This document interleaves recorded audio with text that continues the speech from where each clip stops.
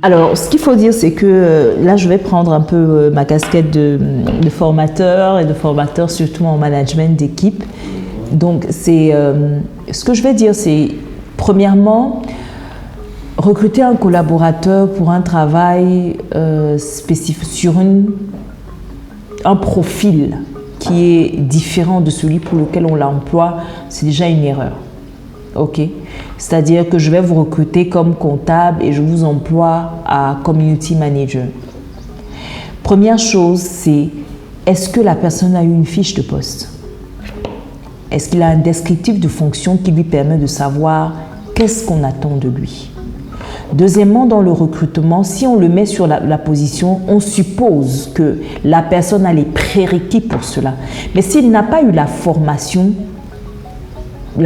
préliminaire, je veux dire les qualifications à l'école de par son diplôme qui lui permettent de faire ça, c'est de pouvoir former la personne. Parce que vous avez des personnes qui peuvent avoir des aptitudes pour certaines fonctions qui n'ont pas forcément été à l'école, qui n'ont pas appris ça, mais qui ont des aptitudes et qui le font de manière intuitive parce que c'est un petit peu ce qu'on va appeler un talent chez eux. Mais il devrait avoir un accompagnement en termes de formation continue qui lui permet d'avoir les éléments nécessaires. C'est comme si vous demandez à quelqu'un d'abattre un arbre sans lui donner une tondeuse ou une hache ou je ne sais pas trop quoi. Il va le faire comment? Il ne pourra pas le faire. Donc, et quand on parle d'objectifs, c'est exactement de ça qu'on parle. Quand on parle d'objectifs SMART et de moyens, ça veut dire que si on ne me donne pas les moyens pour réaliser quelque chose, à la fin de la journée, mon manager ne peut pas se targuer du fait que je n'ai pas fait parce que je n'ai pas eu les moyens de le faire.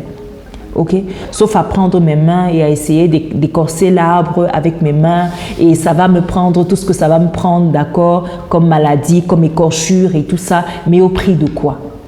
Donc, première chose, c'est aux responsables, aux chefs d'entreprise de s'assurer que, on a une définition de fonction.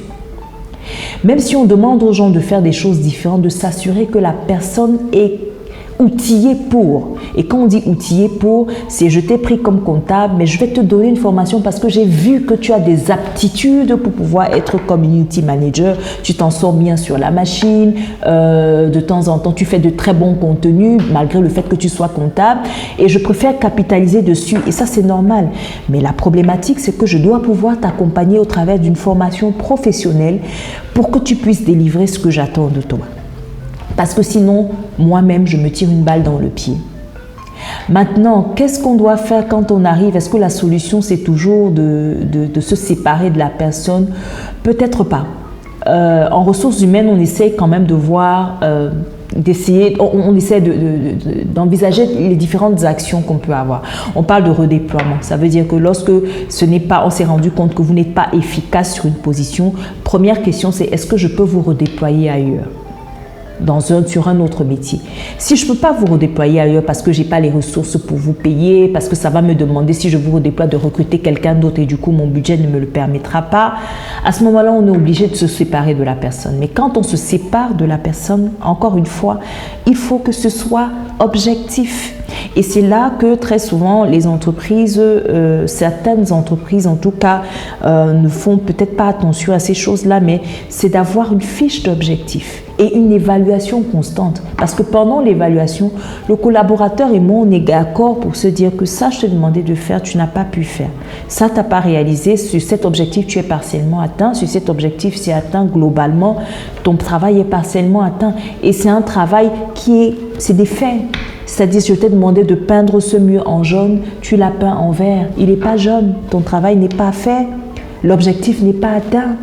Et si l'objectif n'est pas atteint et qu'on est d'accord que l'objectif n'est pas atteint, sur la durée, c'est un coût pour l'entreprise. Donc, il vaut mieux se séparer de ce collaborateur-là et de pouvoir recruter quelqu'un qui a les aptitudes et qui peut pouvoir donner satisfaction à la position. Donc, toute une question d'arbitrage, d'humanisme dans le management, mais surtout de cadrage de ce qu'on attend des gens. Les objectifs sont clés. si vous n'avez pas d'objectif, c'est un peu comme si vous n'avez pas de... Vous ne savez pas où aller, en fait. Vous êtes dans votre voiture, vous roulez sans savoir exactement où est-ce que vous allez. Vous avez besoin d'un but, vous avez besoin d'un objectif pour pouvoir savoir qu'est-ce qu'on attend de vous et qu'est-ce qu'il faudrait que vous fassiez pour que cet objectif soit atteint. D'accord. Alors, juste une dernière, certainement, c'est qu'on parlait justement de ces objectifs.